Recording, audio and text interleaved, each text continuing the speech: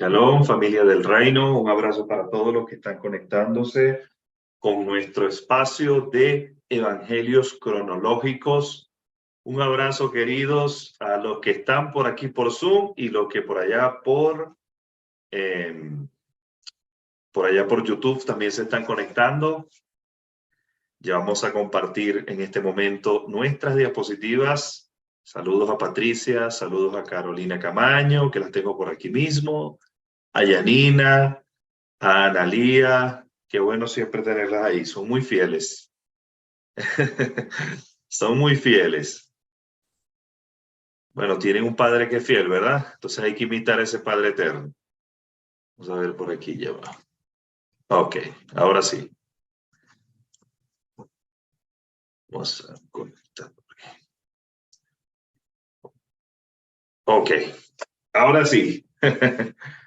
Ahí está, eso es las porciones del día de hoy, las que corresponden.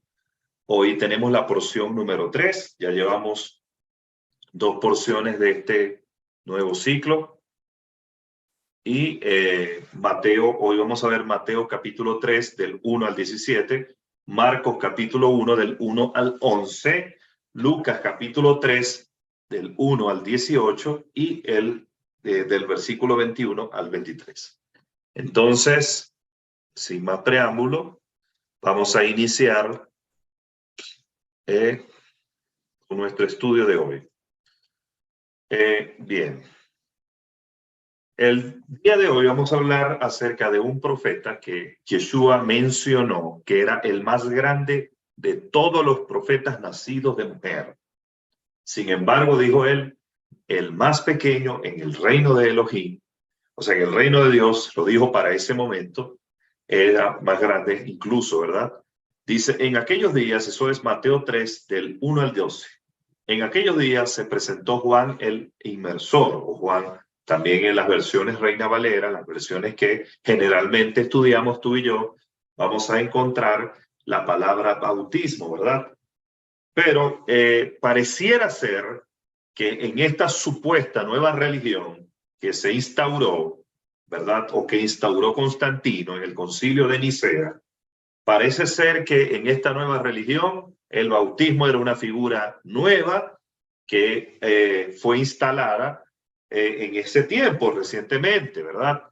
Pero no es así, porque vamos a encontrar muchos ejemplos en las escrituras del primer pacto. Lo que pasa es que muchos simplemente no se toman la molestia de indagar, no se toman la molestia de estudiar, no se toman la molestia de escudriñar, y por esa razón es que arman nuevos dogmas. Te preguntará, ¿qué es un dogma? Un dogma es, podríamos llamarle, dentro de lo que es la interpretación o la mala interpretación de las escrituras, un dogma podría considerarse como una línea de pensamiento en la cual se ha tergiversado o se ha sacado de contexto las escrituras, o se ha armado una nueva, se ha armado de algo.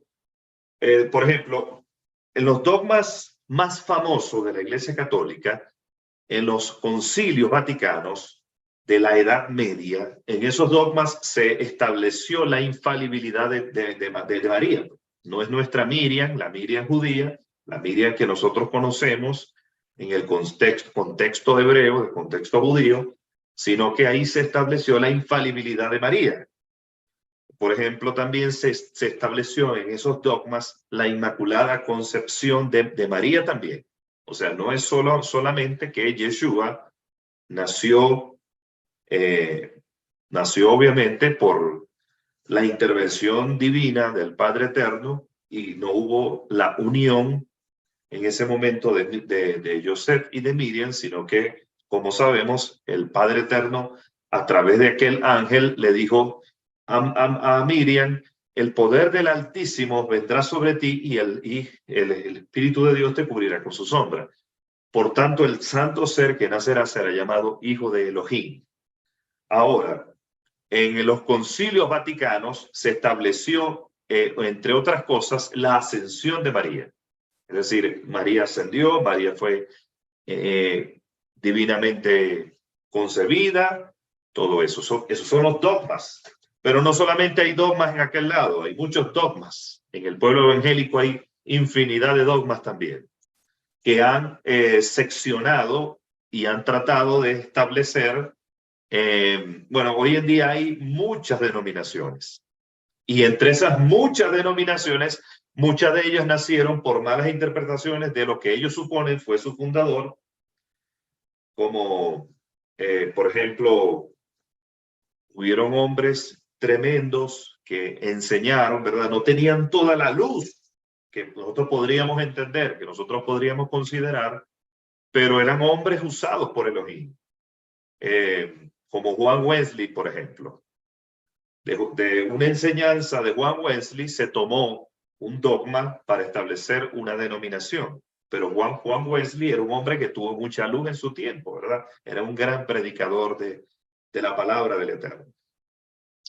Igual que Juan Hus, el llamado Ganso, este Juan Hus que profetizó, se dice más bien que profetizó a otros hombres que vendrían después, que fue incendiado por el concilio allá en los tiempos en 1400, 1500. Juan Hus tuvo luz también de parte de los. Si usted no conoce la historia de estos hombres, estudie la vida de Juan Hus. Estudia la vida de Juan Hus. Juan Hus era en lo que hoy se conoce como Checoslovaquia, que en aquel tiempo era Constanza, que en aquel lugar estaba establecido el concilio de Constanza. Entonces el concilio de Constanza juzgó a Juan Hus en Bohemia, lo que sería hoy, aquel reino de Bohemia, sería lo que hoy entendemos nosotros como República Checa, no Checoslovaquia, República Checa. Pero en aquel momento era el reino de Bohemia y el concilio en Bohemia, Constanza, juzgó a un gran hombre que denunció los errores que en ese momento en la Edad Media tenía aquel monstruo llamado la Santa Inquisición Romana. Entonces, ¿por qué me voy a todo eso? ¿Por qué les hablo, les doy ese preámbulo? Porque el dogma que se estableció en relación a, por ejemplo, Juan el Bautista, es como si fuese una nueva religión. Juan el Bautista es concebido en el tema del bautismo como si fuese algo nuevo, pero si nosotros nos vamos a las Escrituras, nos menciona específicamente que los hijos de Israel fueron bautizados en la nube. Es decir, ellos pasaron por las aguas de Mixbé. Te preguntará, ¿qué es un Mixbé? El Mixbé son las aguas, las llamadas aguas vivas. Cuando, por ejemplo, se mencionaba en la purificación del leproso que debía ser purificado, debía ser depilado totalmente, pero después debía pasar por aguas vivas. Es decir, las aguas vivas se refiere a las corrientes naturales, ¿verdad? Entonces, esas aguas vivas servían para la purificación y obviamente se utilizaban dentro del santuario, dentro del Mishkan y también dentro del templo o el Beit Hamidash. Entonces, la purificación en agua, ¿verdad? Era algo que realizaban constantemente los sacerdotes. Porque el agua tiene una representación poderosa en Elohim. Cuando hablamos del agua, estamos hablando de un elemento que tiene una trascendencia profética, que tiene una profundidad profética. Y como, por ejemplo, cuando Yeshua, como lo menciona el Evangelio de Juan, él tomó agua en un lebrillo, tomó el manto, se acuclinó y entonces dice la Escritura que comenzó a lavarle los pies a sus talmidim, a sus discípulos, a los apóstoles, que usted le quiere llamar. Él procedió a actuar en un acto de profunda humildad para enseñar el servicio. Y entonces él les dijo en ese momento que le estaba lavando los pies, ustedes en este momento no entienden lo que yo estoy haciendo, pero lo van a entender después, porque en ese momento no habían recibido la revelación. Y él les dice, no lo entienden ahora, pero lo van a entender después. Pedro le dijo, tú a mí no me vas a lavar los pies. Y Yeshua le dijo, si no te lavare, no tendrás parte conmigo. Entonces Pedro le respondió, le replicó y le dijo, entonces no me laves los pies solamente, sino las manos y la cabeza. Y Yeshua le dijo, no, Pedro, el que está limpio no necesita sino lavarse los pies. Es decir, no pegó una ni pegó la otra. Entonces, así somos nosotros, ¿verdad? Entonces, Yeshua le dijo, ustedes están limpios, aunque no todos, y están limpios por la palabra que les he hablado. ¿Por qué? Porque la limpieza del agua está referida como la limpieza del agua por la palabra. Por esa es la razón que cuando Yeshua es atravesado con una lanza, en una de las 7 ocasiones que él derrama su sangre, cuando le atraviesan el costado, al instante sale sangre y sale agua. ¿Por qué sale sangre y sale agua? Porque esas son las dos formas más poderosas que existen de purificación juntamente con el fuego. La gente quiere ser purificada, la gente pecadora no puede ser purificada a menos que ceda su voluntad, no puede ser purificada por el agua, de la palabra, ni por la sangre, porque necesita arrepentimiento. La única forma de que pueda ser, lo único que se puede hacer con alguien que no se quiera dejar purificar por el agua, ni por la sangre, es que pase por el fuego. ¿Por qué creen que Sodoma y Gomorra les cayó fuego? Entonces, ¿por qué creen que la Escritura dice, por ejemplo, en las cartas de Pedro, Pedro dice claramente que toda la tierra será pasada por el fuego? Hay gente que dice, no, es que Dios dijo que Dios nunca más, eso lo vimos en la Parachanoa, Dios nunca más va a destruir la tierra. O sea, la tierra no la va a destruir a través de una explosión, como se destruyó Krypton en las películas esas de Superman. No. La tierra no se va a destruir así. Olvídese de Krypton. Olvídese de que lo van a tomar como si fuera la historia esa de Superman, ¿verdad? Y se va a ir en una nave espacial para otro planeta. No. Eso es lo que algunos piensan del fin del mundo, que esto va a ser como Krypton, ¡blum!, una explosión. El tema es que si va a haber una purificación, no, la tierra no va a explotar en 1000 pedazos, pero sí va a haber una purificación. Y la purificación no va a ser por el agua, porque si no el Padre Eterno sería mentiroso. Él hizo un pacto, como lo vimos en la Parasha Noat, hizo un pacto con Noé y le dijo a Noé que nunca más enviaría diluvio de agua sobre la tierra, pero no dijo que nunca más pasaría la tierra por un juicio. Él dijo, nunca más enviaré aguas de diluvio sobre la tierra. Y puso un arco ahí, que todavía lo vemos, cuando yo lo veo por allí, a veces digo, wow, mire ese arco ahí. En realidad, quiero que entiendan algo ahí. Si usted agarra una manguera y se pone a lavar el carro, va a haber un arco también. Cuando haga prisma, los rayos solares con el agua va a ser un prisma, porque eso es un prisma. Es decir, lo que descubrió Isaac Newton, que la luz, ¿verdad? En esa luz blanca hay lo que se llama el espectro, pero el espectro de la luz no puede verse sino cuando la luz blanca atraviesa un prisma y se ven los 7 colores y se ven esos 7 colores. Entonces, lo que resulta y acontece es que Dios no fue simplemente que estableció un arco, sino que cambió la atmósfera.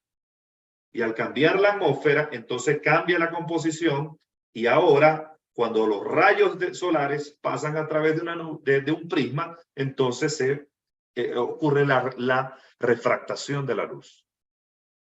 Entonces, ¿qué cambió Dios en ese tiempo con Noé? La atmósfera.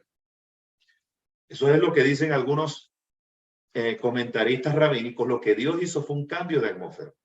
La atmósfera cambió y ahora cambió la composición de la luz, cambió la composición del agua y por eso que usted agarra una manguera, está lavando el carro y se ve el arco ahí.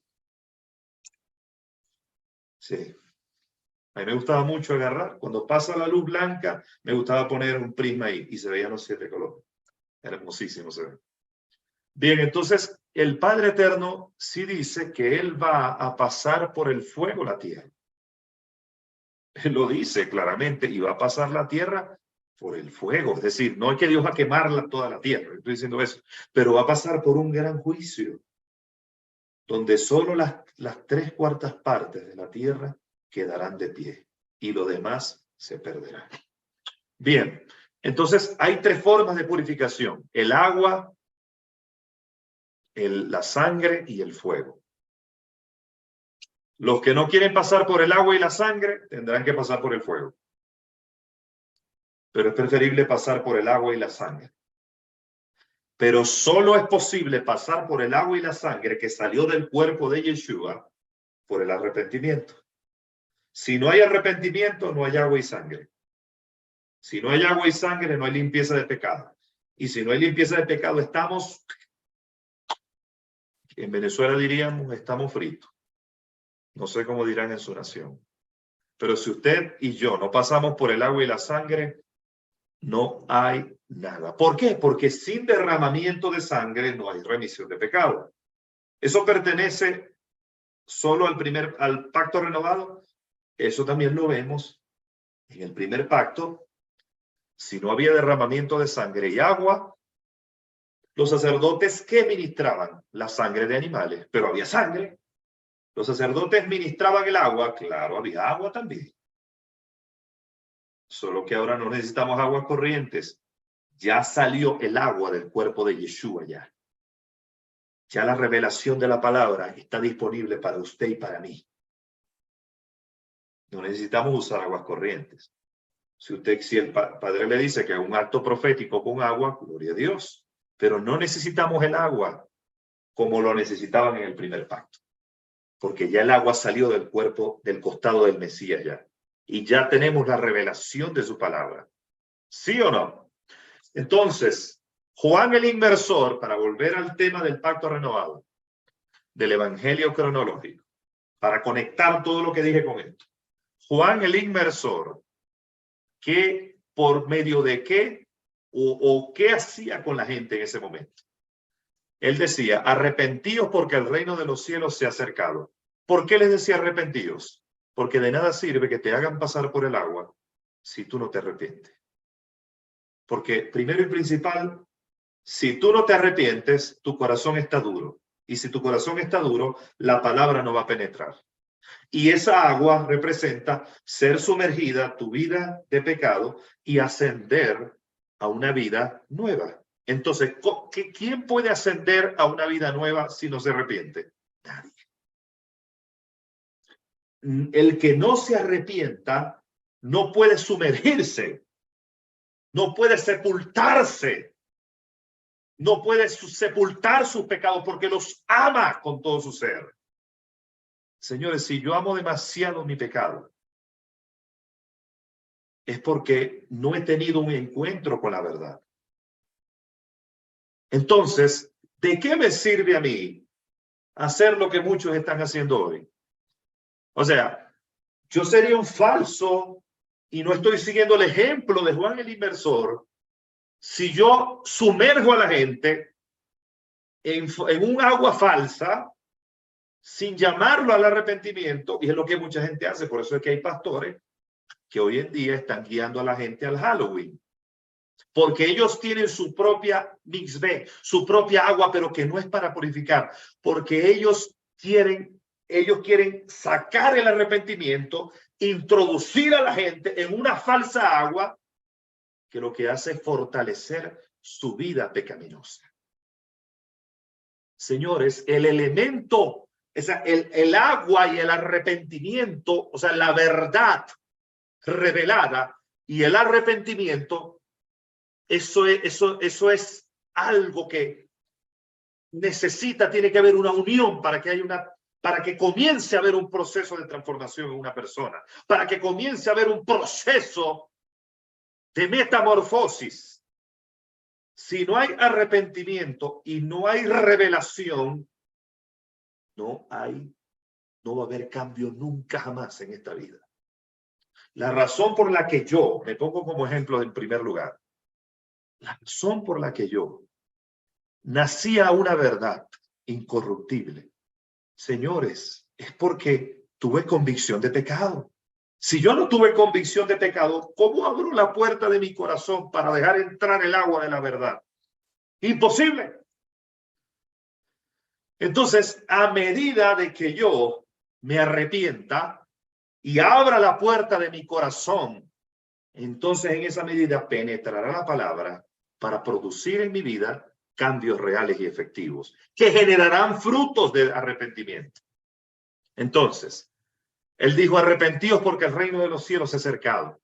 Pues este es de quien estaba anunciado por el profeta Isaías cuando dice, voz de uno que clama en el desierto, preparad el camino del Señor, haced llanas sus sendas. Y este Juan tenía vestido de pelos de camello y un cinto de cuero alrededor de su cintura. Y su comida era langostas y miel silvestre. Ahora, la razón, ¿por qué este hombre estaba así? ¿O es que a Dios le gustaba o le gusta que su gente esté debajo de un puente, o en este caso él que tenía vestido de pelos de camello? No, lo que pasa es que en ese momento el padre estaba haciendo una diferenciación. Él estaba separando a este hombre de una casta que estaba en ese momento en Jerusalén, que no estaba obedeciendo la verdad y que era la casta dominante de los fariseos y los saduceos. Entonces, esa es la razón. Siempre hay una razón. Dios no hace nada por querer que la gente sufra, por querer que la gente sea pobre, o por querer que la gente sea muy rica, o porque no. Todo tiene un motivo, pero es un motivo de acuerdo al contexto sociocultural. Es un motivo de acuerdo al contexto que en ese momento es necesario que la gente aprendiera. La gente estaba viendo a los fariseos con los flecos de sus mantos, vestidos, ensanchando las filacterias, amando que todo el mundo le llamara rabí, rabí, rabí. Y amaban el dinero, eran avaros. Entonces, cuando hay una diferencia, la luz se proyecta sobre las tinieblas para opacar las tinieblas. Juan era en ese momento una luz que permitía que se le abriera el entendimiento a los hombres y comprendieran que el Padre Eterno es un Dios de sencillez también, es un Dios de humildad también, es un Dios de humildad. Y ellos tenían que ver a Dios ahí y no verlo ahí en los flecos, en aquellos arrogantes, en aquellos soberbios. Así que eso es una enseñanza para ti y para mí. Veamos a Dios donde mucha gente no los quiere ver. La gente solamente quiere ver a Dios en los congresos cuando ve el predicador entrando con el traje, con la plata, con los guardaespaldas. No. Eso se está secando, pueblo. Y yo creo que el Padre quiere que lo veamos en la humildad y la sencillez. El Padre quiere que lo veamos en la sencillez, que cuando usted dice que es la sencillez, mire, no se voltee a ver. Hay gente que solo ve carros. Cuando ve a los profetas solo ve carros, solo ve dinero, solo ve esto, solo ve esto. Y cree que Dios es sinónimo de eso. Y cuando ven, por ejemplo, una congregación donde están vestidos de piel de camello o están comiendo langostas y miel silvestre, entonces en el corazón tiende a haber un menosprecio. Tiende a haber, le voy a decir algo, como lo de allá se está secando mucho de eso, que no significa, no podemos generalizar y no significa que todo lo que signifique en algún momento determinado que alguien prospere, es posible que la gente prospere y prospere por las vías legales, por las vías divinas de Dios. Hay gente que realmente se ha esforzado en esta vida y que realmente ha tenido un corazón humilde. Y por supuesto que Dios lo puede prosperar. Prosperar no es satánico. Pero ciertamente, pueblo, hay muchos en este momento que están como los fariseos ensanchando las filacterias de sus mantos, anhelando que la gente los llame el gran profeta, el gran apóstol. Y si el Señor llegara en ese momento, claro que sí, desbarataría la mesa de los cambistas. Entonces, ¿qué es lo que yo le quiero decir? No menospreciemos a las personas porque Dios está en la sencillez. Dios está donde la gente cree que Él no está. Dios está en muchos lugares, hay muchas montañas donde se enseña, se predica la palabra, se enseña la verdad de Dios y no están ni siquiera sobre un techo. Dios está allí. No hay carros, no hay vehículos, no hay lujos. Ahí nadie llega.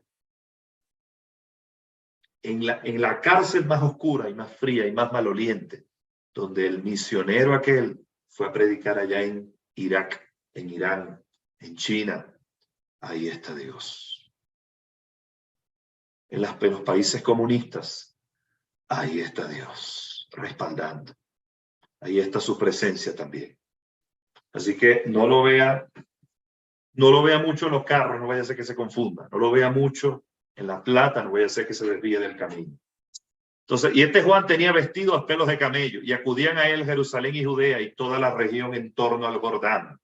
Y eran bautizados por él en el río Jordán, confesando públicamente sus pecados. Ahí está. Esa es la clave. Él no hubiese allanado ningún camino.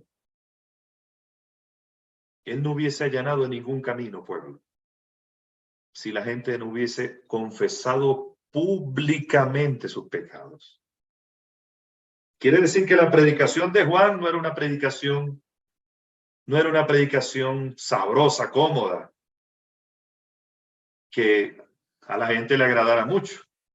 Porque si la gente tiene que verse en la obligación de confesar públicamente, eso tiene un plus. Porque el problema no es confesar públicamente sus pecados, quiere decir que esa predicación de Juan, el inmersor, no era cualquier cosa. Daba en la llaga. Daba en el centro de la mitad del medio de la llaga más profunda. ¿Por qué?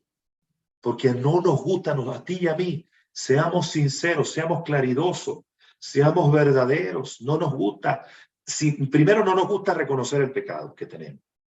Nos gusta decir lo que el otro tiene. Eso sí es fácil. ¿Cuánto más confesarlo públicamente? Tiene que ser que ese alguien habló y ese alguien verdaderamente tocó las fibras profundas. Mire, cuando tú veas que alguien se arrepiente, es porque la confrontación tocó fibras profundas. No me venga a decir usted que alguien se arrepiente de verdad y renuncia a su orgullo si no le tocaron de verdad las fibras profundas del corazón. Porque una de las cosas que al ser humano más le molestan es cuando le dicen lo que está haciendo mal. Dígame usted si no es así. ¿Por qué? Usted preguntará por qué. Porque eso es lo que más golpea la iniquidad nuestra y tuya y mía. Lo que más golpea tu iniquidad es que esa iniquidad se sienta señalada. Porque la iniquidad es pecaminosa. La iniquidad tiene que ver la raíz del pecado, obviamente. Y nunca jamás las tinieblas que están en ti y están en mí jamás querrán ser exhibidas.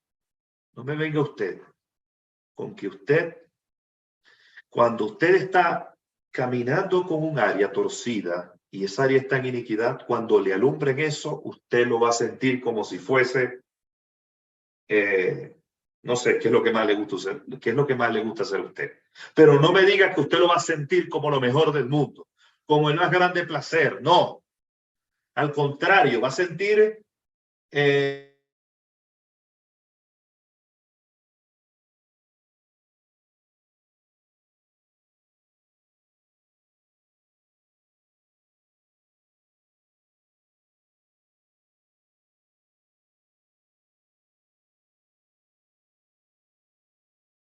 ¿desde qué momento se quedó en mute? Tengo mucho tiempo. Ok, un error allí. La iniquidad no le gusta ser exhibida, pueblo. La iniquidad no le gusta ser exhibida. La iniquidad no le gusta ser exhibida porque eso es algo que va contra su propia naturaleza. La naturaleza de la iniquidad es el mal.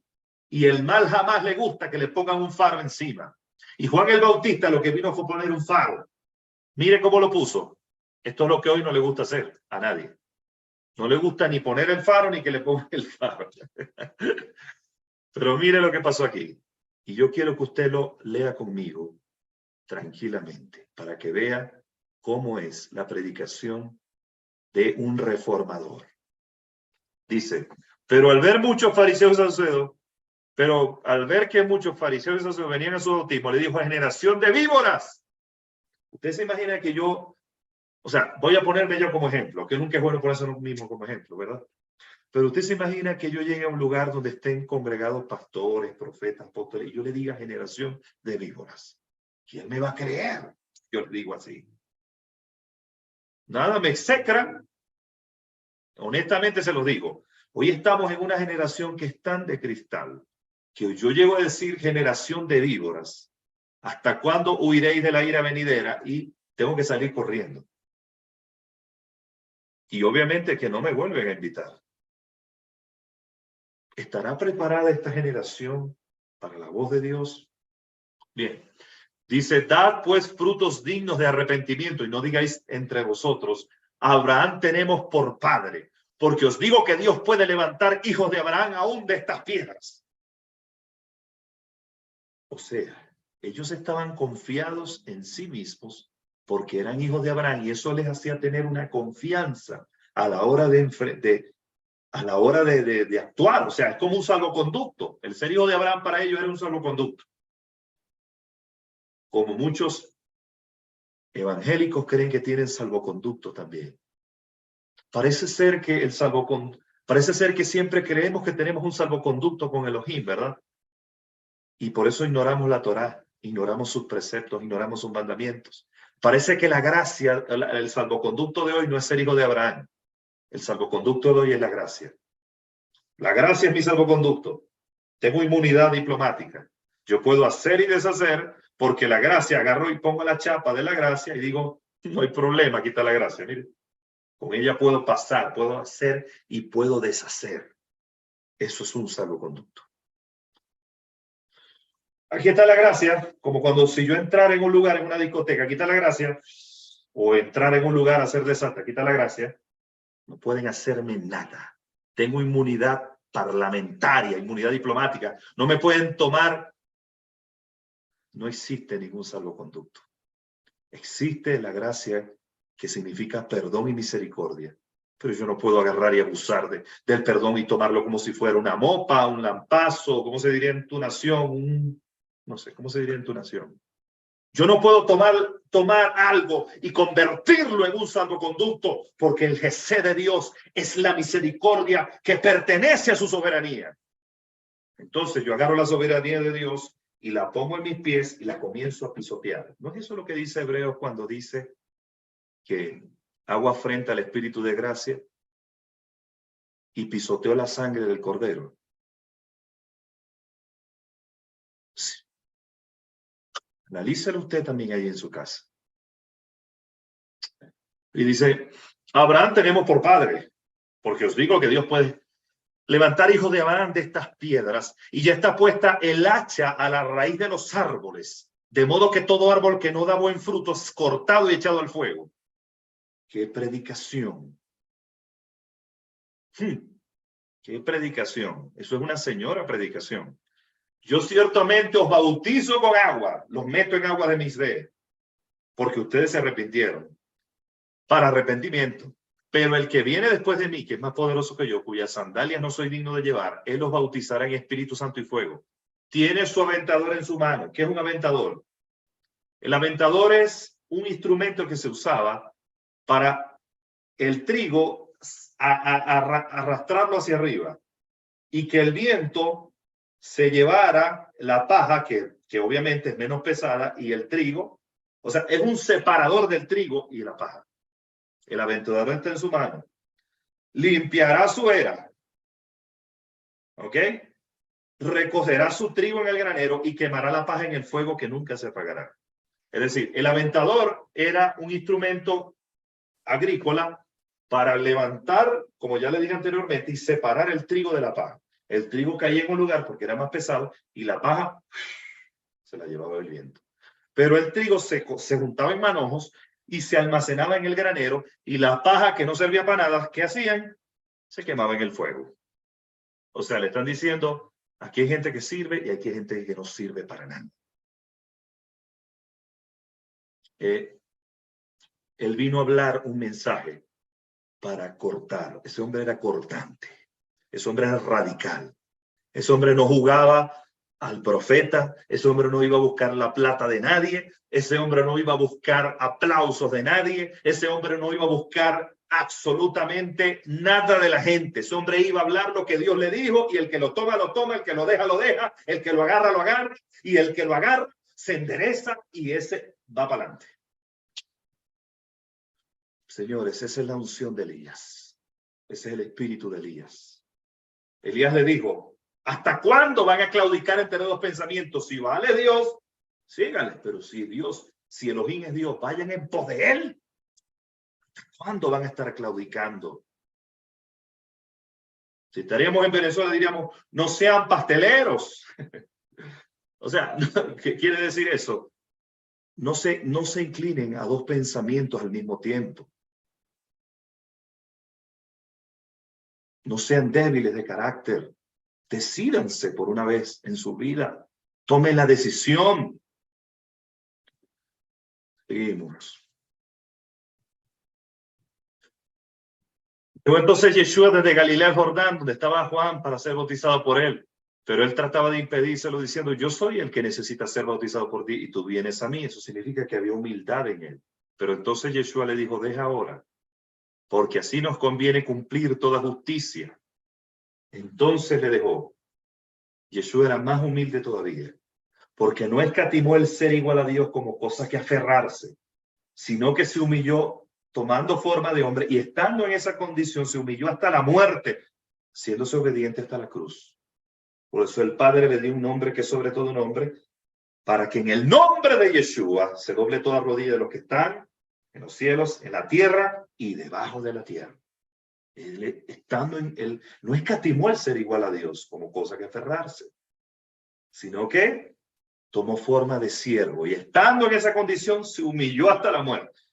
Mire, ni siquiera nosotros estando en esa condición, a veces nos humillamos hasta la muerte. Y muchas veces, o sea, si un ministro no se deja ministrar por otro ministro, porque se cree más que todos los demás, Yeshua se dejó en ese momento pasar por aguas de Mixpé, por alguien que era obviamente menor. Qué ejemplo, ¿verdad? Qué ejemplo de humildad. Y Yeshua, después de que fue bautizado, subió enseguida del agua, y aquí se abrieron los cielos, y el Espíritu, el Ruach HaKodesh, descendió como una paloma que venía sobre él. Y aquí una voz en los cielos que decía: este es mi Hijo amado, en quien me complací. Entonces dice Marcos 1, del 1 al 8, principio del evangelio de Yeshua el Mesías, como está escrito por el profeta Isaías: he aquí envío mi mensajero delante de tu rostro, el cual preparará tu camino. Vos que clama en el desierto, preparad el camino del Señor, allanad sus sendas. Cuando yo escucho esta palabra, preparad el camino, allanad sus sendas, o sea, la palabra allanar, es decir, todo valle será emparejado, toda loma será emparejada. Señores, ¿cómo una loma, cómo un valle puede ser emparejado? Necesitas un tractor, necesitas una cosa tremenda para poder. Yo he visto, por ejemplo, cuando se hacen las carreteras, que para quitar las lomas necesitas un aparato, pero que pueda rebajar los collados, los collados, me refiero, las protuberancias que hay en las carreteras. Señores, a veces la palabra necesita ser un tractor. La palabra necesita ser una cosa tremenda para poder barrer con tanta iniquidad, para poder barrer con tanta basura, para poder barrer con tanta mezcla, para poder barrer con tantas cosas que te dicen que están fuera de la voluntad de Elohim. La palabra tiene que ser un tractor. Hay gente que quiere que todo el tiempo recibir la misma receta de predicación, todo el tiempo la misma sopita, clarita, papita, con huevo. La mismo purecito de siempre. Señores, yo creo, se lo voy a decir con respeto, hay gente que está tomando leche, que está tomando comida desabrida, comida que no es nutritiva, y hoy lo que necesitamos es un tractor, como con la unción de Elías. Y usted preguntará, ¿por qué un tractor? Señores, se necesita que los valles sean allanados. Hay muchas lomas, hay muchas protuberancias, hay mucha palabra que está fuera del orden divino, mucha palabra que está fuera de la voluntad de Elohim. Y hoy se necesita un tractor que allane, se necesita una palabra que venga por la calle del medio, una palabra que corte, pero que no venga a cortar cabeza. Yo no estoy diciendo eso, que venga a traernos de vuelta a la palabra de Elohim. Eso es lo que hoy necesitamos. O sea, nosotros, yo quiero que entendamos algo, pueblo. Yo quiero que entendamos algo. Hoy hay ministerios que están trabajando sin arrepentimiento y por eso no hay conversión y por eso no hay transformación y por eso la palabra no puede correr y no se puede glorificar. Si yo no trabajo con el arrepentimiento de la gente y la gente no no confiesa su pecado, no va a haber transformación, no va a haber derramamiento del poder de Dios, no va a haber derramamiento, los cielos no se van a abrir. Y entonces, ¿cómo vamos a trabajar con la gente? Vamos a trabajar con la gente dándole sopita de huevo todo el tiempo. O sea, si yo no trabajo con el arrepentimiento de la gente y yo estoy alimentando el ego y la rebeldía de la gente, estoy alimentando un monstruo. No estoy edificando un pueblo en la verdad. Yo no estoy diciendo que nos volvamos religiosos, legalistas y empecemos a tirar piedra a usted, tú que estás en pecado, la mujer que mire cómo se viste. Ojo, esto tiene que ser un equilibrio, no me malentienda. Juan el Bautista, yo sé que era equilibrado, porque los hombres de Dios de verdad no son extremistas, son equilibrados, son justos, distribuyen, administran la gracia de Dios conforme a la dirección del Ruach, y entonces el alimento es nutritivo, saludable, balanceado. Claro que hay que dar amor, claro que hay que consolar, claro que tenemos que ser instrumentos del amor de Dios. Claro que hay gente que no necesita que tú le señales el pecado, sino que le hables con amor. Y claro que eso pasa. Claro que sí, que hay gente que no necesita 3 dedos ahí, desde el púlpito, con una espada, con un martillo, sino que necesitan el abrazo del Padre. Claro. Pero si no, o sea, pero si yo agarro y arranco algo y digo esto no, entonces me estoy suprimiendo de dar toda la medida del Padre. Y salía él toda la provincia de Judea y todos los de Jerusalén, confesando su pecado, eran bautizados por él en el río Jordán. La gente iba voluntariamente. Señores, cuando tú y yo no hablamos la verdad, cuando no nos dejamos guiar por el Espíritu de Dios y cuando estamos alimentando la rebeldía de la gente voluntariamente no va a ir. Voluntariamente no, sino que la gente va a ir a conveniencia. Hoy tenemos un pueblo que por no ser guiado por hombres que se dejan dirigir por el Ruach HaKodesh, para que la gente tenga un verdadero arrepentimiento, entonces la gente va muchas veces por conveniencia, porque me van a hacer rico, porque voy a tener plata. Esas son gente de corta duración.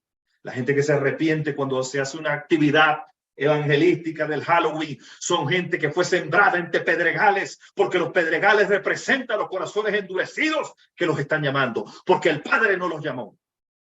Entonces son gente que son de corta duración. Cuando venga la prueba, saltarán como el saltamontes. No van a soportar la prueba, porque todo hombre que venga al reino de Dios, la palabra lo va a probar. Todo hombre que quiera que se convierta de verdad, esa conversión va a ser probada. Todo hombre que tiene una palabra encima, esa palabra va a ser probada tarde o temprano. No me diga que no. No me diga que no. No me diga que usted, no me diga que si hay una palabra que está gravitando en su vida, no me diga que eso, que si usted se convirtió de verdad, usted no sabe lo que es una prueba. No me diga eso. Si usted está convertido de verdad, no me diga que usted no sabe lo que es una prueba. No me diga que no sabe lo que es un desierto.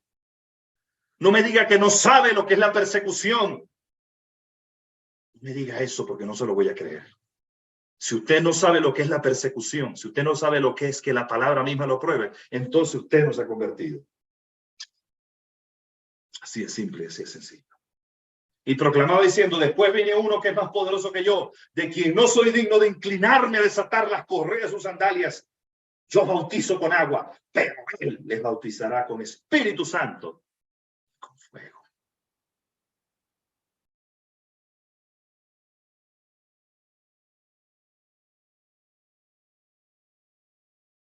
Creo que me pasé aquí ya.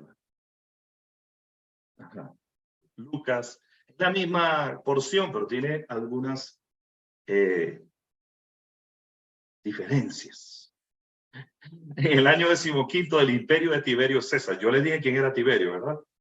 Creo que se los he dicho en estas últimas presentaciones que he tenido aquí. Yo le dije que cuando Yeshua nació, ¿quién era el emperador de ese tiempo? Augusto César, el que mandó a empadronar, que mandó a hacer un censo para tener más tributos. Pero en el año 15 era el imperio de Tiberio César. Tiberio César fue el emperador vigente en el tiempo cuando Yeshua fue juzgado por Poncio Pilato, el procurador romano. Siendo Poncio Pilato procurador, gobernador de Judea, y Herodes tetrarca de Galilea, quiere decir que ¿quién era el dirigente? ¿Quién era el que gobernaba en la tierra donde vivía en Nazaret? Porque Galilea es Nazaret, Galilea. Bethsaida, Cafarnaúm, las ciudades marítimas donde estaba Pedro, Pedro, Juan, Jacobo, Santiago y todo eso, los pescadores. Entonces, Herodes era el tetrarca, el encargado de Galilea, siendo su hermano Filipo tetrarca de Iturea y de la provincia de Tracónite y Lisanias tetrarca de Abilinia. Quiere decir que los tetrarcas eran gobernantes puestos por la misma Roma, ¿verdad? Bajo el sumo sacerdocio de Anás y Caifás, las joyitas esas, fue hecha revelación de Dios a Johanán, hijo de Zacarías, en el desierto. ¿Por qué te presenta Lucas las cosas de esta manera?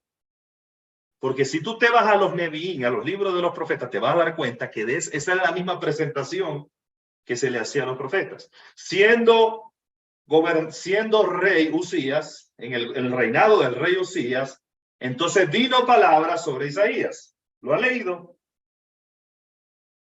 Siendo gobernante Salmanasar, siendo gobernante el rey fulano de tal, el rey Usías, el rey Zacarías, el rey Josías, por ejemplo, los reyes de Judá, el rey Josías, el rey Ezequías, vino palabra del Eterno sobre Isaías, sobre Jonás, sobre Nehemías.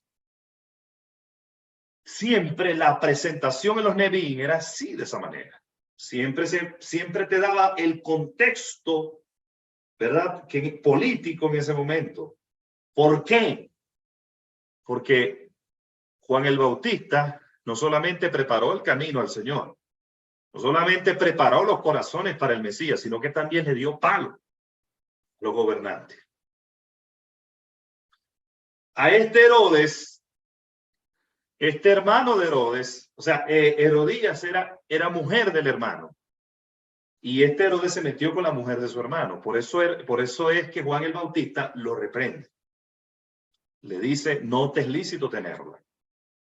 Porque este hombre se estaba metiendo con la mujer de su hermano. Y no era precisamente por ley de levirato, porque estaba bien vivito el hermano. Entonces dice, y fue a toda la región alrededor del Jordán, proclamando, ese Jordán es legendario, ese río. Si alguna vez yo quisiera bañarme en un río, es ese. Si alguna vez yo quisiera bañarme en un río, es en el Jordán. ¿Dónde fueron separadas las 12 piedras? En el Jordán. ¿Por dónde atravesaron los sacerdotes y se dividieron las aguas? En el Jordán. Con el arca, ¿se acuerdan? Atravesaron el Jordán para ir, esa era como la puerta, ¿verdad? ¿Por dónde? ¿Qué hizo Elías qué hizo Elías con el manto de él? ¡Pum! Le dio un golpe y se partió por la mitad, se dividió, como se dividió el Mar Rojo. Luego vino y lo hizo también Eliseo. ¿Dónde fue sumergido Yeshua? En el Jordán. ¿Dónde fue sanado Naamán? El sirio. En el Jordán. Entonces, ese es un río legendario. Ese es un río legendario. Definitivamente. Hay que bañarse en ese río. Es un sueño que yo tengo. Ore por eso, para que nos bañemos en el río Jordán. Dice, como está escrito en el libro de las palabras del profeta Isaías, voz de que clama en el desierto, preparad el camino del Señor, allanad su senda, todo valle será, fíjese, aquí sí lo dice de una forma más clara, lo que yo mencioné hace un rato, todo valle será rellenado, todo monte y collado rebajado. Los valles, o sea, los valles que están más bajos serán rellenados y los collados que están más altos serán rebajados. Quiere decir que habrá ¿cuál es la palabra eso? Señores, si yo no soy equilibrado, ¿puedo yo traer equilibrio? O sea, quiere decir que en ese momento los líderes religiosos eran unos desequilibrados de primera. Y eso pasa hoy también. Hoy también hay valles rebajados y hay colinas elevadas. Gente rebajada y colinas elevadas. Eso es profético. Anótenlo en las tablas de su corazón lo que yo le estoy diciendo. Sáquele punta a esto que yo le estoy diciendo, porque es profético.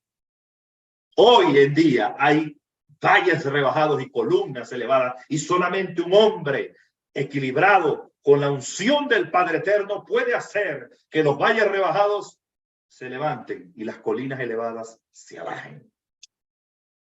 Necesitamos eso hoy en día. Ay, esto es una espada que me acaba de traspasar hasta lo profundo. Esto que acabo de decir, no, la gloria no es mía. Pero esto me traspasó. Si algo, o sea, cuando el dabar de Dios es revelado, la espada te traspasa. Sentí que me traspasaron. Me hicieron, ¡guay! Ahorita me traspasó esta espada. Señores, solo un hombre que camina es con el equilibrio de la palabra. Yo no estoy diciendo, cuando digo equilibrado, no es que seamos perfectos. Yo no soy perfecto, yo cometo errores todos los días. Y todos los días me tengo que arrepentir delante del Padre. Pero eso no significa desequilibrio. El error no significa desequilibrio. Hay un punto donde uno tiene que humillarse delante de Elohim. Humillarse hasta lo profundo. Y el equilibrio significa cuando hay una verdadera rendición a Adonai. Dice, todo valle será rellenado y todo monte y collado rebajado, y las sendas tortuosas enderezadas, y los lugares ásperos, caminos llanos. Y toda carne verá la salvación de Dios. Y decía, por tanto, a las multitudes que salían para ser bautizadas, engendros de víboras, ¿quién os mostró cómo huir de la ira inminente? Hoy somos tan cursis a veces, perdónenme, no quiero ser ofensivo. A veces, cuando digo cursi, ¿a qué me refiero? Cuando digo cursi me refiero a una forma de mensaje que le dice a la gente lo buena que es la gente y cómo la gente merece que Dios, a ver, tenga como una entrega desmedida con la gente, como si fuera el genio de la lámpara. No es así. Es así.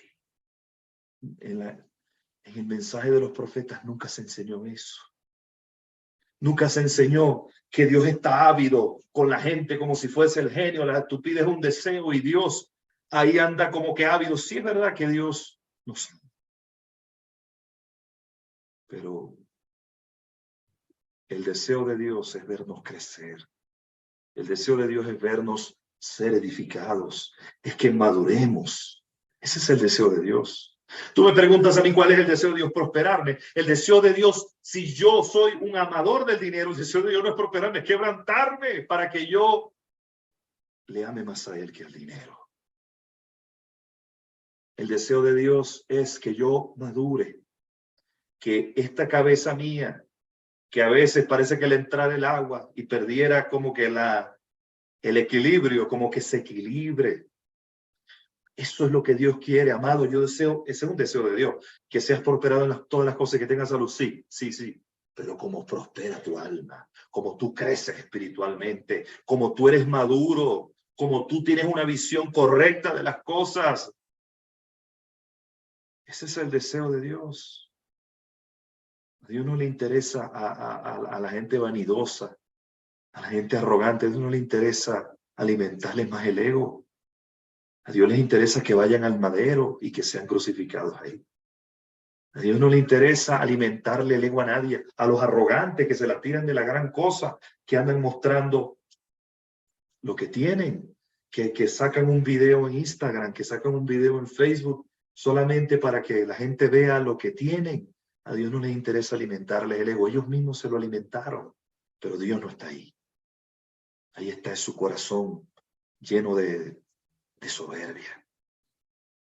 A Dios no le interesa levantarnos cuando estamos ensoberbecidos, le interesa bajarnos. Porque Él está con el quebrantado y humilde de espíritu, para hacer vivir el espíritu de los humildes.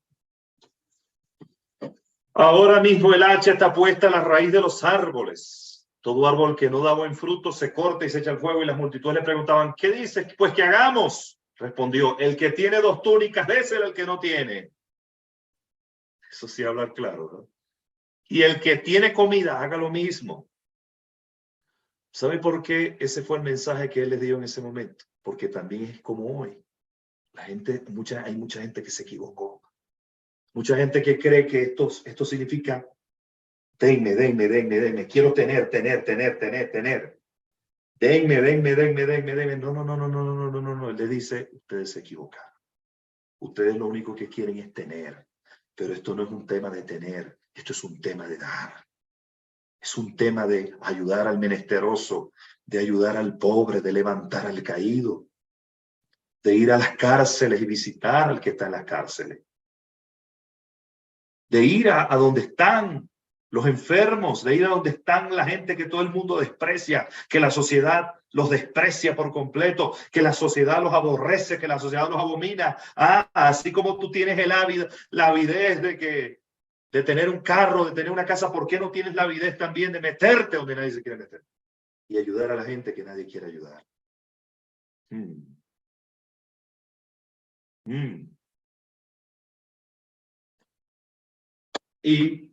Y unos publicanos fueron también para ser bautizados y le dijo, maestro, ¿qué dices pues que hagamos? Entonces les dice, no cobréis más de lo que os ha sido mandado. Señor, un mensaje sencillo, pero lo más sencillo es donde más rápido nos caemos. Lo más sencillo es donde más rápido nos caemos. Le preguntaban a unos soldados diciendo, ¿qué hemos de hacer? Unos policías, pues. A nadie atraquéis ni extorsionéis, sino contentaos con vuestra paga. Hasta el día de hoy, esto está vigente. ¿Verdad que sí? Y cuando el pueblo estaba expectante y todos cavilaban en sus corazones acerca de Juan, si tal vez sería el Mesías, Juan declaró diciendo, yo en verdad os bautizo con agua, pero viene uno que es más poderoso que yo, de quien no soy digno de desatar la correa de sus calzados. Él os bautizará con el Ruach HaKodesh y con el fire, con el fuego. Su aventador está en su mano, limpiará su era, recogerá su trigo en el granero y quemará la paja en el fuego que nunca se apagará. Y con estas y muchas exhortaciones proclamaba las buenas nuevas. ¿Se da cuenta? Con exhortaciones, que no es regaños necesariamente, es volver a la gente a la senda. Y Mateo 3, creo que voy culminando, sí. Mateo 13, 17 dice el bautismo de Yeshua. Llega entonces Yeshua de Galilea al Jordán, donde estaba Juan, para ser bautizado por él, pero él trataba de impedírselo diciendo, soy yo el que necesita ser bautizado y tú vienes a mí. Pero Yeshua le dijo, deja ahora, porque así conviene que cumplamos toda justicia. Y Yeshua, después de que fue bautizado, ya esto lo leímos en anteriores versiones, ¿verdad? O más bien en los anteriores evangelios. Y aquí se abrieron los cielos y vio el Espíritu Santo descendiendo como una paloma que venía sobre él. Y aquí una voz en los cielos que decía, este es mi hijo, en quien tengo, dígalo usted, complacencia. Yo le gustaría que el Padre nos dijera, de ti, de mí eso. Este es mi hijo amado. Bueno, así nos ve el Padre. Esa es nuestra identidad. En Yeshua, Él dice también de nosotros que somos sus hijos amados y Él se complace en nosotros, ¿verdad? Marcos 1, del 9 al 11, dice: en aquellos días sucedió que vino Juan desde Nazaret bautizando. Esta es más rápida la versión, ¿verdad?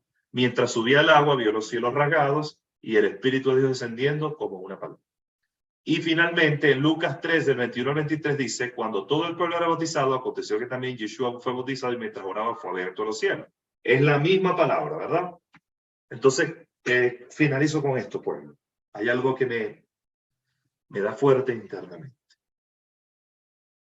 ¿Sabe? Una manera muy sencilla de que los montes sean rellenados y que los collados sean rebajados. Atendamos a palabras sencillas de lo que representa este evangelio. Es el mensaje de la verdad. Señores, representa atender al pobre, al menesteroso y tener un corazón para los afligidos. Si tú y yo en verdad tenemos un corazón, hay gente que dice: ay, no, es que él tiene un corazón para la misericordia. Tú no sabes ni lo que estás diciendo. Esto no es un asunto que tenga que ser de uno ni de dos. ¿Tú crees que el tener misericordia en el corazón y atender al pobre es un ministerio? No, como si yo soy evangelista y aquel es pastor. Entonces, él sí puede tener aquello, yo no. Todos tenemos que tener misericordia y atender al menesteroso. Porque esa es la esencia que le habla a Dios, que verdaderamente la palabra de él tiene cabida en nosotros. Si no atendemos al pobre, no estamos practicando, no estamos caminando en el espíritu de la Torá. Hay gente que quiere ver a Yeshua en una visión, que se le aparezca, que se le presente, que quiere verlo en un sueño. No es más fácil verlo en los menesterosos. No es más, él está ahí. Si te volteas y miras al pobre que está en la calle, él está ahí. Si te volteas y ves a los niños que están por ahí mugrientos, los niños del África, por ejemplo, él está ahí. Es más fácil verlo ahí. Al ver la necesidad, estamos viendo a Yeshua. Al ver a la gente en las cárceles, estamos viendo a Yeshua. Porque él dijo: tuve hambre y no me disteis de comer. Tuve sed y no me disteis de beber. Estuve en la cárcel y no me visitasteis. Enfermo y no me curasteis. Afligido y no vinisteis a mí. Y dirán los de su izquierda: ¿cuándo te vimos enfermo? Esto, por cuanto no lo hiciste con uno de esos pequeñitos, tampoco a mí me lo hiciste. Y lo dirán los de su derecha: ¿cuándo te vimos hambriento, enfermo, encarcelado? Y él dirá: por cuanto lo hiciste con uno de estos pequeñitos, a mí me lo hiciste. Esa es la esencia. La sencillez, la humildad, el ayudar al menesteroso. Esa es la esencia de esta práctica. Esa es la esencia de esta vida. Shalom para todos. Vamos a esperar un momento, unos minuticos.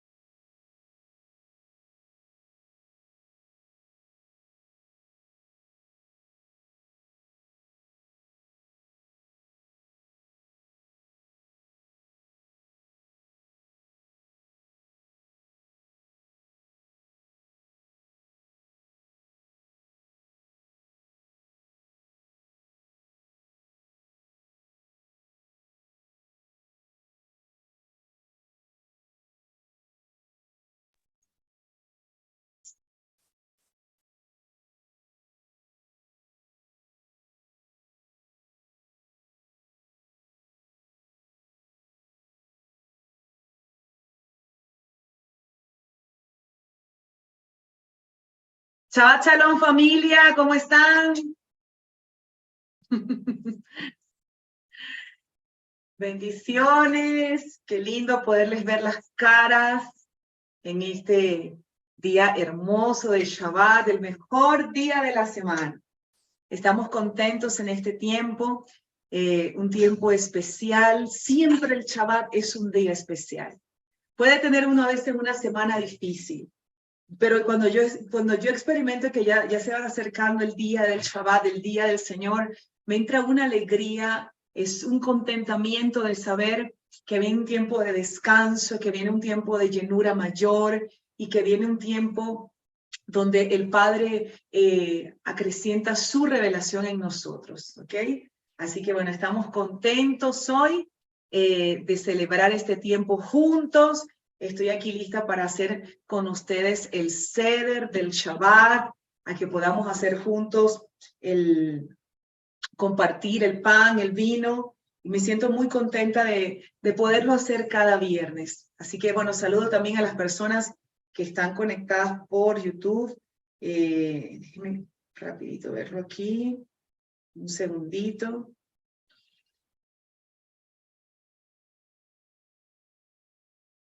Me siento muy contenta de poder hacer. Saludos a los que están aquí conectados por YouTube. Un abrazo enorme a todos los que están ahí en familia, a todos los que tienen su pan, su vino, y vamos a hacer el encendido de las velas en esta hora. Si usted no las ha encendido, vamos a darle gracias al Padre juntos. Padre, detenemos nuestro pie en este Shabbat para no hacer lo que nos place en tu día santo. Llamamos al Shabbat delicia, santo, glorioso del Eterno, y te honramos, Señor, no andando en nuestros propios caminos, no buscando nuestros propios placeres, no hablando de nuestros propios asuntos. Entonces tú nos harás cabalgar contigo sobre las alturas de la tierra y nos alimentarás con la herencia de nuestro patriarca Jacob, porque tu boca lo ha hablado. Gracias, Señor. Si usted puede colocar ahí el sonido del shofar, usted colóquelo, porque es un tiempo donde inicia, se abre la puerta y entramos en el reposo del Todopoderoso. Encienda ahí sus lucecitas, si las quiere encender, si ya las tiene encendidas, no sé, encienda ahí esas luces y las dos velitas, encienda las dos luces, que nos recuerda el señorío de Yeshua y la obra de su Ruach en nosotros, que Él es la luz del mundo, Yeshua es la luz del mundo, nos ha hecho a nosotros la luz de este mundo, y la Torah es lumbrera a nuestro camino. Eso nos recuerda, es el encendido de esas luces. Gracias, Señor. Cuando enciendes esas luces, proclamamos: bendito eres tú, Señor y Padre nuestro, Rey del universo, Creador del fuego y de las lumbreras. Gracias, Señor. Gracias. Hoy nos levantamos y resplandecemos, porque Yeshua es nuestra luz y su gloria nos ha sido dada. Aunque tinieblas cubran la tierra y densa oscuridad los pueblos, sobre nosotros amanecerá el Eterno y siempre será vista su gloria. Gracias, Señor. Padre, en medio del tiempo difícil que está viviendo la humanidad, la tierra, el planeta, y en medio, Padre, de lo que viene a partir de enero, nosotros recordamos la palabra que tú nos diste. Al cerrar el ciclo de las festividades de otoño hasta el 1 de Aviv, en medio del sacudimiento mundial, hay un rompimiento donde masas salen de Babel, donde las personas les es revelada, revelada la Torah viviente, Yeshua, donde las personas te conocerán. Y en este Shabbat queremos hacer remembranza de la profecía que nos entregaste, o parte de la profecía que nos entregaste en festividades de otoño.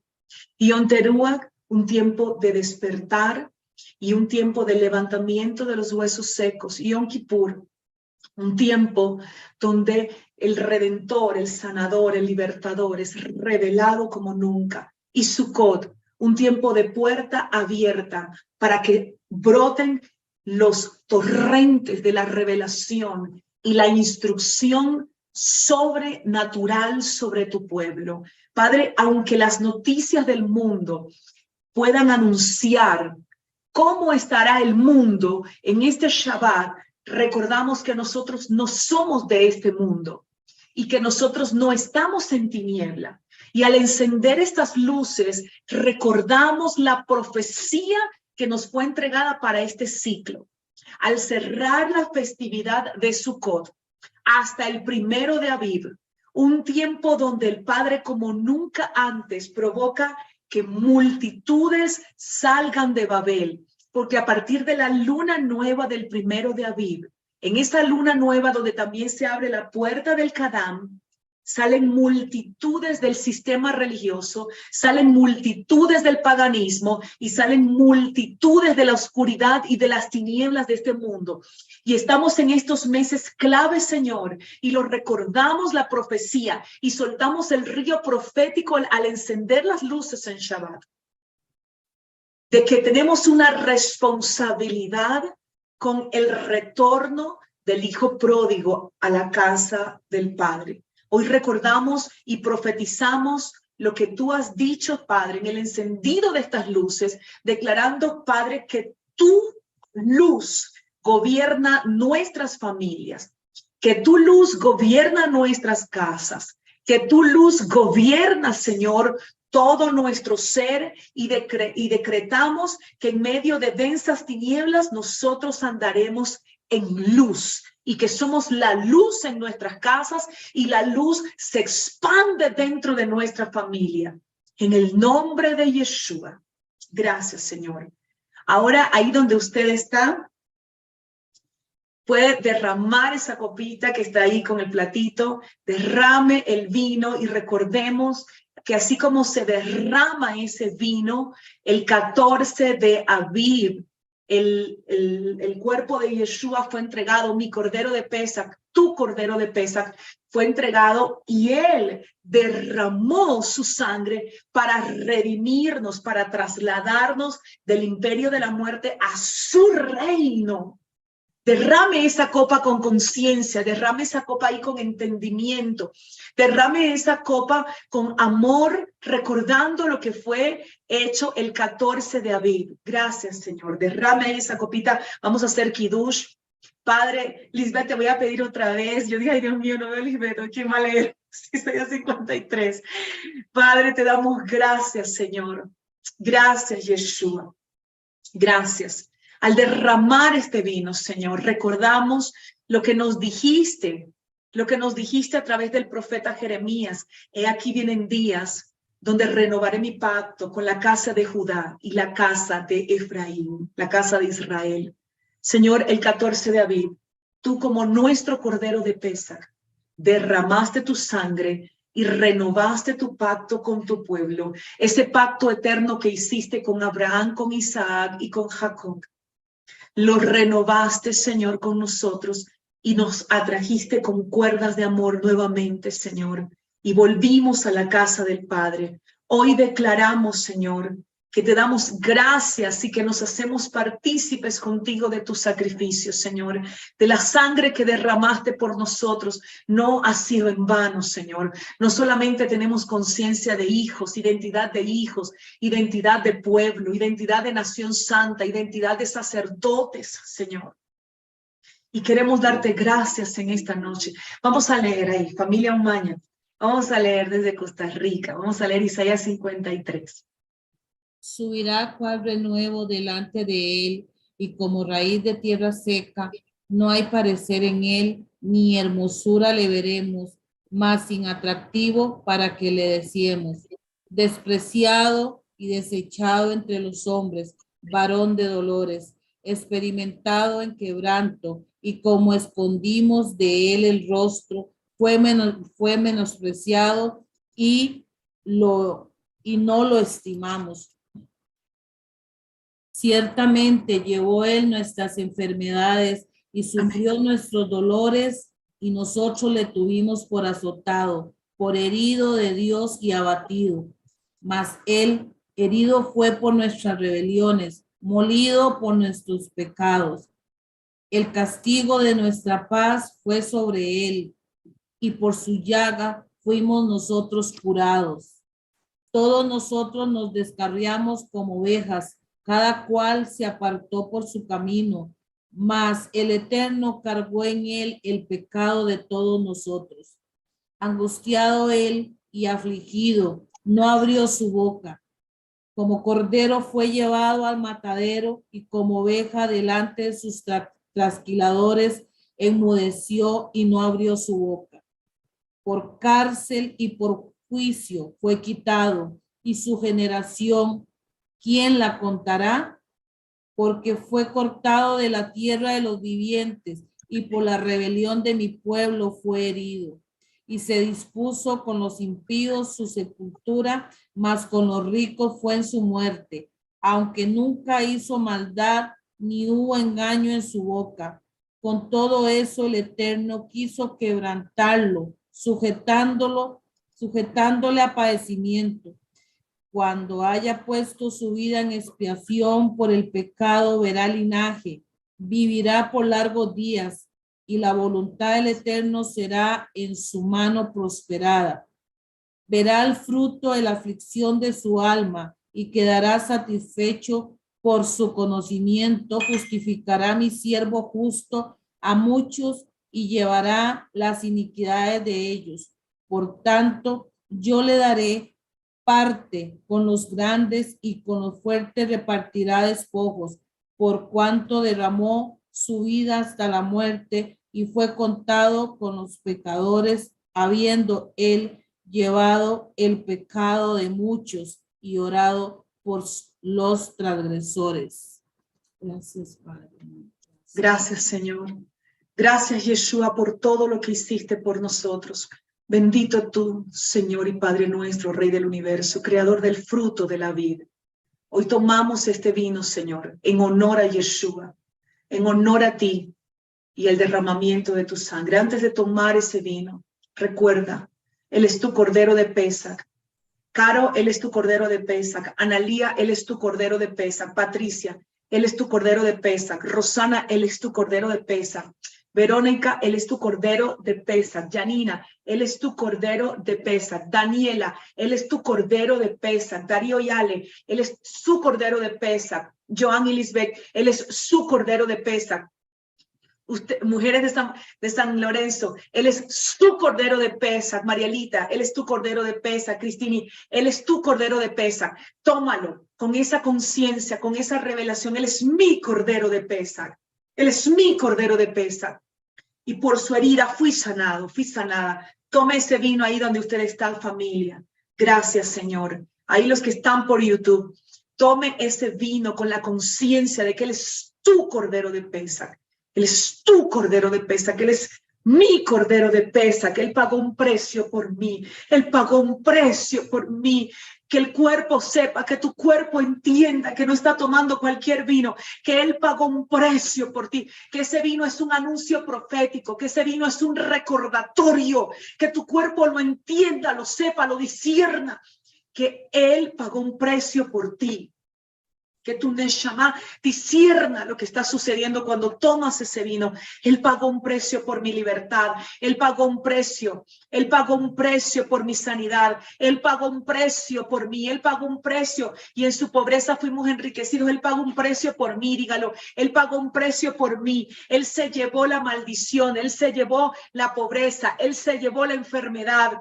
Él se llevó toda dolencia, Él se llevó todo en el madero, el 14 de Aviv. Esto ocurrió, Él pagó un precio por mí, Él es mi Cordero de Pesach. El 14 de Aviv yo fui libertada, fui libertado, fui sano. La enfermedad es ilegal, toda maldición genética es ilegal. Él se llevó toda maldición genética, se la llevó legalmente. Mi Cordero de Pesach, nuestro Cordero de Pesach. Gracias, Señor. Lejaim, familia. Lejaim. A ver, abra este micrófono y diga Lejaim. Lejaim. Lejaim por la vida de Yeshua. Lejaim por la vida. Por la vida. Por la vida, familia. Shabbat Shalom, gente, familia hermosa. Qué alegría nos transmite este hombre. la alegría, el gozo del Señor. Gracias, Darío. Vamos a tomar el pan, familia. Vamos a tomar el pan ahora y usted tome el pan, póngalo así, dígale, bendito tú, Señor y Padre nuestro, Rey del universo, que haces salir pan de la tierra. Y hágalo así, descender así, empiece a bajarlo así. Yeshua dijo, yo soy el pan vivo que descendió del cielo. Wow, todo es en honor a él. Él es el pan vivo que descendió del cielo. Cuando dejas bajar así lentamente ese pan, es el anuncio profético. Él es mi pan vivo que descendió del cielo. Tú eres mi pan vivo que descendió del cielo. Gracias, Señor. Pártelo con tus manos en esta hora y proclama, Señor, tu cuerpo fue partido por mis transgresiones. Tu cuerpo fue partido por mi iniquidad, por mi pecado. Y yo hoy me hago partícipe contigo, Señor, de tu muerte, pero también de la resurrección y de la vida. Coma ese pan con alegría, cómalo con contentamiento, tranquilos, no estamos aquí apurados, el que se está apurado se desconectó y luego lo ven diferido, pero no estamos apurados, estamos en familia. Yo me hice ya en mi cabeza de que esta es una mesa donde estamos compartiendo todos juntos, haciendo el ceder juntos y estamos tranquilos, relajados. Gracias, Señor. Gracias por este tiempo en familia. Cómalo ahí tranquilo, mastique ese pan con contentamiento. Gracias, Señor. Hoy proclamo, Señor, sobre tu pueblo, sobre toda la casa de Israel y las naciones. En el nombre de Yeshua, que no faltará el pan en nuestras mesas. Que así como estamos comiendo este pan en Shabbat, vamos a comer el alimento, no solamente el alimento físico, sino el pan nuestro de cada día, la revelación nuestra de cada día. Tu palabra dice que cuando los discípulos partieron el pan y luego de haber muerto, Señor, dice que sus ojos se le abrieron. Yo te pido hoy que los ojos nuestros sean abiertos a la revelación tuya, a tu revelación, Señor, a ti, a lo que tienes para nosotros. Recibimos el pan nuestro de cada día, recibimos el alimento, declaramos que no habrá escasez en nuestros hogares, que la provisión del Todopoderoso está con nosotros. En el nombre todopoderoso de Yeshua. Gracias, Señor. Gracias, Padre Santo. Gracias en el nombre todopoderoso de Yeshua, Señor. Gracias, gracias, gracias, gracias. Gracias, gracias, gracias, gracias, Señor. Gracias. Recuerden que deben tener ahí cerquita las promesas de Jacob para que puedan ahora compartirlas, leerlas en familia, algunas promesas de Jacob. Recordar siempre una promesa distinta cada semana y volver a recordar las promesas de Jacob. Y si quieres añadir las de Abraham, pues también, porque en una de las bendiciones de Jacob está dada la bendición de Abraham. Y puedes compartir y leer esas bendiciones, ¿ok? Si hay niños en casa, usted enseguida recuérdele las 10 palabras y dígales en Shavuot, el Señor derramó su Ruach y esculpió la Torá en nuestros corazones. Yo creo que por aquí estaba Santiago Sánchez desde Chile, que es un cumplimiento profético, una señal de que soy profeta. Así que los niños ahí donde están, recordemos las 10 palabras. El Señor dijo, no tendrás, yo soy el eterno tu Elohim y no tendrás dioses ajenos delante de mí, no adorarás imágenes, no tomarás en vano mi nombre, guardarás Shabbat, honrarás a tu padre y a tu madre, no matarás, no cometerás adulterio, no robarás, no mentirás, y no codiciarás nada de tu prójimo. Y esas 10 palabras, como una señal del pacto matrimonial entre Elohim y su pueblo, fueron esculpidas en nuestros corazones, fueron esculpidas en nuestro Neshama. Así que hoy recordamos esa palabra y los niños toman miel y les recordamos que la Torá es dulce como la miel. Así es. La Torá es dulce como la miel. Puedes tomar miel hoy y si los grandes quieren hacerlo, pues también. Tome una cucharadita de miel y diga, la Torá es dulce como la miel, su palabra es dulce como la miel. Que se activen los sentidos, que La Torá es dulce como la miel. Gracias, Padre Santo. Gracias, Señor Eterno. Gracias, gracias, Todopoderoso. Gracias, Yeshua. Ahí donde usted está, hoy proclamamos. Cuando ponemos también una cestita para recordar con el trigo y con la cebada, y recordamos que Yeshua es el grano de trigo que cayó a tierra y murió para dar mucho fruto. La cebada tiene que ver con multiplicación. La cebada nos recuerda multiplicación. Él es el grano de trigo que en Pesach, el 14 de Aviv, cayó a tierra, que resucitó en Bikurim y en Shavuot dio mucho fruto. Y eso recordamos con ese trigo y con esa cebada, con la cosecha del trigo y de la cebada. Tal vez usted dirá, yo no he escuchado esto en otro ser. No, no lo va a escuchar. Eso se lo añadimos por dirección del Ruach, en honor a Yeshua, quien es el grano de trigo. Y recordando esas cosechas que nos recuerdan la multiplicación, nos recuerdan la cosecha que Él ha prometido en este tiempo, y declaramos que la cosecha empieza Por casa. Casa, así es. La cosecha empieza por casa, porque en medio de la más densa oscuridad del mundo, en los tiempos finales, los que están en la casa van a decir, ¿quién es la luz de esta casa?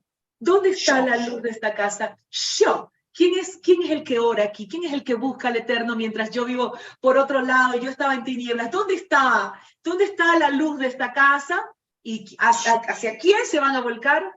Hacia la luz de la casa. Y si no hay luz en esa casa, van a recordar quién es la luz más cerca que yo tengo, mi amigo, mi amiga, mi vecina, y van a buscar esa luz que está ahí en Patricia, que está en Rosana, que está en Marielita. Van a buscar esa luz en tu vida.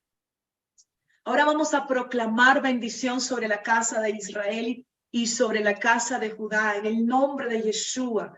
Gracias, Señor. Voy a bendecir también a los que están aquí conectados por YouTube. Gracias, Padre. Gracias, Señor, los que van a ver esto en diferido. Pero hoy proclamamos esa bendición sobre Judá y sobre Israel. Proclamamos esa bendición sobre todo el pueblo del Eterno. La bendición sacerdotal. Que el Eterno te bendiga y te guarde. Que el Eterno alce su rostro sobre ti y tenga de ti misericordia. Que el Eterno alce su rostro sobre ti y seas gobernado por el Shalom del Todopoderoso. En el nombre de Yeshua, y proclamamos: el Eterno es nuestro pastor y nada nos falta. En tiernos pastizales nos hace descansar. Conforta nuestra alma. Nos guía por sendas de justicia por amor de su nombre. Aunque andemos en valle de sombra de muerte, no temeremos, porque el Eterno está con nosotros.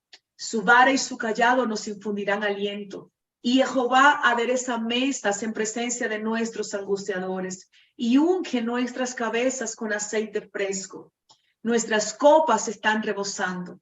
Ciertamente el bien y la misericordia nos seguirán todos los días de nuestras vidas, y en la casa del Eterno moraremos toda la vida. En el nombre de Yeshua.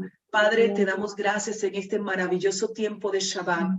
Y hoy, así como Ezequiel fue usado por ti para proclamar la unidad, para profetizar la unidad de las dos casas, hoy proclamamos que la casa de Judá y la casa de Efraín, el palo de Judá y el palo de José, son uno en tu mano para que el mundo crea que Yeshua es el Mesías. Proclamamos esta palabra sobre el planeta Tierra, declarando el despertar de los huesos secos en las naciones, y que Efraín retorna a la casa del Padre, y que Judá tiene un encuentro con Yeshua, el Todopoderoso, que mi hermano mayor y nosotros somos un ejad, que se rasga el estupor en el mundo, y que el mundo, los escogidos por el Todopoderoso, reconocen a Yeshua como el Mesías. Proclamamos esa palabra de Ezequiel 37 sobre nuestros territorios, sobre nuestro pueblo, en el nombre poderoso